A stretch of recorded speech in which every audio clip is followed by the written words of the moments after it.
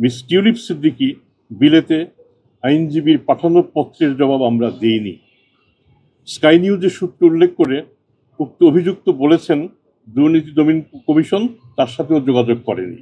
দুর্নীতি দমন কমিশনের নিত্যদিনের কাজ প্রিন্ট এবং ইলেকট্রনিক গণমাধ্যম যেভাবে কাভারেজ দিয়ে যাচ্ছে তা প্রমাণ করেছে এই মুহূর্তে সম্ভবত বাংলাদেশের সবচেয়ে সক্রিয় এবং ডেলিভারি প্রদানে সক্ষম প্রতিষ্ঠান দুর্নীতি দমন কমিশন, এবং এটা আপনারাই এই পর্যায়ে নিয়ে এসেছেন। আমরা আমাদের নতুন কমিশন মাত্র ৭৫ কর্মদিবস পেরিয়ে এসেছি। আজকে আমাদের ৭৬ কর্মদিবস। ১০০তম কর্মদিবস অতিক্রান্ত হলে আপনারাই বিবেচনা করবেন ৫ই আগস্টের নব অভ্যুদয়ের পর বহুবিধ সীমাবদ্ধতার মধ্যেও দুর্নীতি দমন কমিশন একটি প্রাণবন্ত প্রতিষ্ঠানে পরিণত হয়েছে, যা সাক্ষী আপনারাই। মাননীয় প্রধান উপদেষ্টার সফরসঙ্গী হয়ে ব্যাংককে বঙ্গোপসাগরীয় বহুমুখী আর্থিক এবং প্রযুক্তিগত উদ্যোগ সম্মেলনে অংশগ্রহণের সম্মান আমরা লাভ করেছি। সেখানে থাইল্যান্ডের জাতীয় দুর্নীতি দমন কমিশনের সাথে bilateral cooperation on preventing and fighting corruption সমঝোতা স্মারক আমরা স্বাক্ষর করেছি।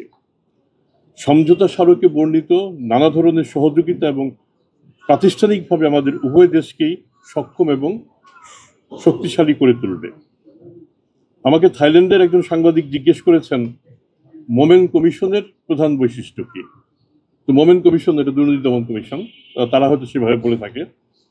আমি বলেছি এখনো সাংবিধানিকভাবে আমরা স্বাধীন প্রতিষ্ঠান না হলেও আমরা এ পর্যন্ত সম্পূর্ণ স্বাধীনভাবেই কাজ করে যাচ্ছি, এবং আমাদের প্রধান সহায়ক শক্তি আমাদের সাংবাদিকরা। সম্প্রতি প্রকাশিত একটি ছোট সংবাদ কণিকার প্রতি আমাদের দৃষ্টি আকর্ষিত হয়েছে। তাতে বলা হয়েছে দুর্নীতি দমন কমিশনের দায়েরকৃত মামলায় দুর্নীতির অভিযোগে অভিযুক্ত মিস টিউলিপ সিদ্দিকী বিলেতে আইনজীবীর পাঠানো পত্রের জবাব আমরা দেইনি। স্কাই নিউজের সূত্র উল্লেখ করে উক্ত অভিযুক্ত বলেছেন দুর্নীতি দমন কমিশন তার সাথেও যোগাযোগ করেনি। অনুগ্রহ করে লক্ষ্য করুন, দুর্নীতির অভিযোগ উড়িয়ে দিতে পারেননি বলেই ব্রিটেনের দুর্নীতি নিবারণের দায়িত্বপ্রাপ্ত মন্ত্রী মিস টিউলিপ সিদ্দিক সে দেশের প্রধানমন্ত্রীর প্রবল সমর্থন সত্ত্বেও পদত্যাগ করতে বাধ্য হয়েছেন। দুর্নীতি দমন কমিশন তার আইনজীবীকে এবং আইনজীবীর মাধ্যমে মিস টিউলিপ সিদ্দিকীকে ইতিপূর্বেই জানিয়ে দিয়েছে সম্পূর্ণভাবে দালিলিক প্রমাণের উপর ভিত্তি করেই আদালতে দুর্নীতির চার্জশিট দাখিল করা হয়েছে। আদালতে হাজির হয়ে তারা যেন অনুগ্রহ করে এই অভিযোগের মোকাবেলা করেন। এটি কম্পাউন্ডেবল কোনো মামলা নয় যে চিঠি লেখালেখি করে মামলার পরিণতি নির্ধারণ করা যাবে। আদালতই তা নির্ধারিত হবে। আদালতে তার অনুপস্থিতি অপরাধমূলক পলায়ন, ক্রিমিনাল অ্যাবসকন্ডিং বলে বিবেচিত হবে।